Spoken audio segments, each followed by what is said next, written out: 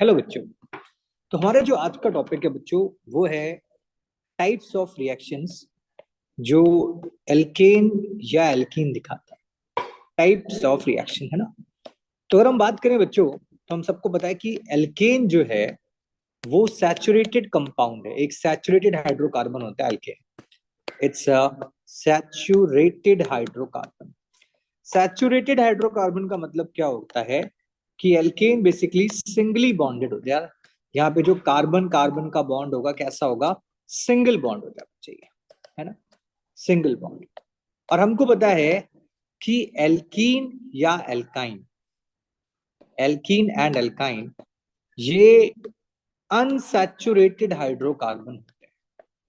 They are unsaturated hydrocarbon.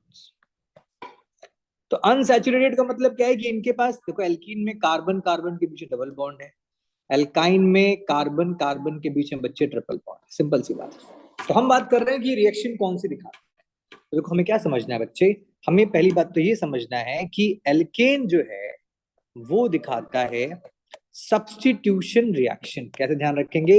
Alkene shows substitution reaction.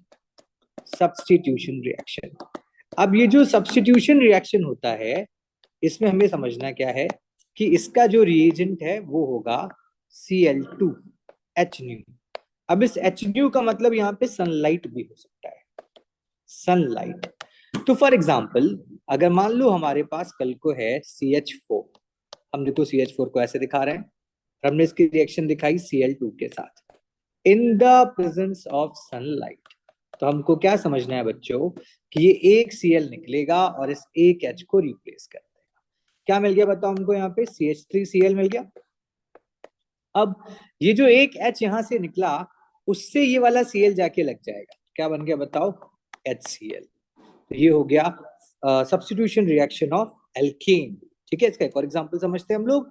तो let's suppose कि हमारे पास कल को है CH3, ये क्या हो गया? इथेन। हमने इसकी रिएक्शन दिखा दी Cl2H और सनलाइट के साथ, Cl2 सनलाइट के साथ। अब क्या होगा बच्चे? या तो इसका एक H जा सकता है या इसका एक H जा सकता है। हमें क्या मिल जाएगा यहाँ पे? देखो मान लो अगर एक का H लेके जाए तो CH2Cl और ये CH3 प्लस वो जो एक H निकला और जो Cl बच गया क्या बन जाएगा? HCl।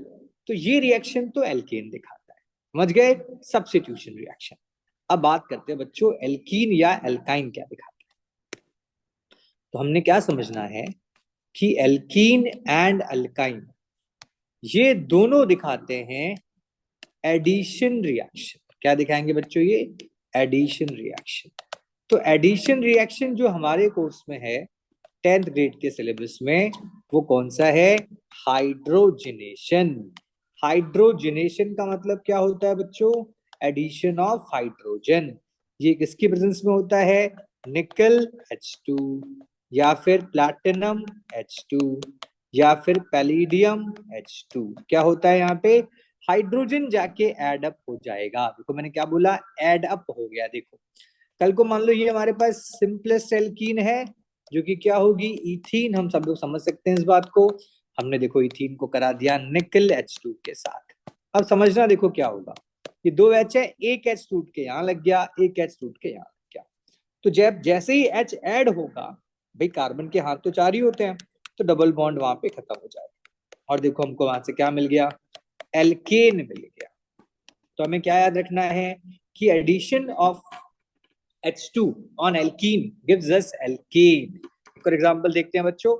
लेट्स सपोज हमारे पास है CH2 double bond CH single bond CH3। ये देखो हमारा प्रोपीन है, हमने प्रोपीन को क्या कर दिया? निकल H2 से कर दिया।